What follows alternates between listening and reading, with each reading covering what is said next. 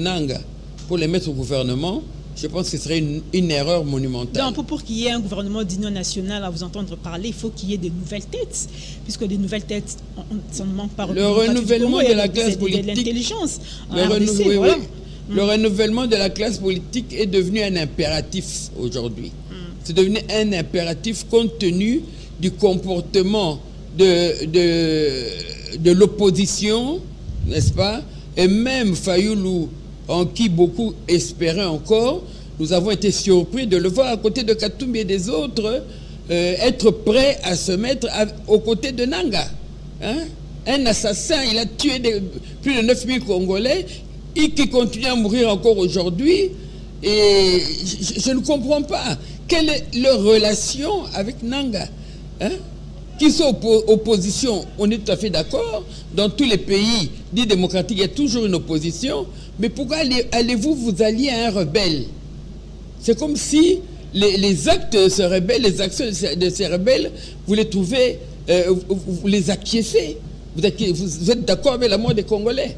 Donc ils sont à exclure définitivement, à mon humble avis, du futur gouvernement. Il n'y a pas longtemps, en fait, le 18 mars dernier, c'était la date prévue pour la rencontre de Luanda entre le M23 et quelques délégations du gouvernement congolais. Mais curieusement, le AFC M23 a brillé par son absence dans cette rencontre. Ils n'étaient pas absents parce qu'ils n'ont pas de réel cahier de charge.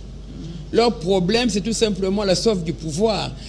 Pour récupérer le pouvoir pour des besoins personnels.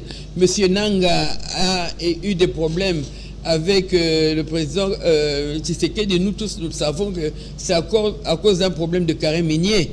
Ça n'a rien encore à voir avec le peuple congolais. Donc, il allait partir à Luanda pour dire quoi? Un, de deux, ils n'ont pas... Ce ne sont pas des chefs, ce sont des sous-fifs qui dépendent tous de Kagame. Alors, ils allaient discuter quoi là-bas? Ils allaient parler de quoi? Quelle que soit la discussion qui allait se passer là-bas, les conclusions ils auraient été obligés de les apporter à Kagame pour que Kagame donne une décision finale. Donc c'est une rencontre qui n'avait même pas lieu d'être. La vraie rencontre est celle qui a eu lieu au Qatar entre le génocidaire Kagame et le président de la République du Congo, Félix Tshisekedi. Justement, puisque vous parlez de cette rencontre, on a vu le chef de l'État aux côtés de Kagame. Qu'est-ce que la population congolaise peut attendre de cette rencontre? Est-ce qu'il y aura une suite favorable pour mettre fin? Bien sûr, on a parlé d'un cessez-le-feu. Est-ce que Kagame est sincère? Voilà.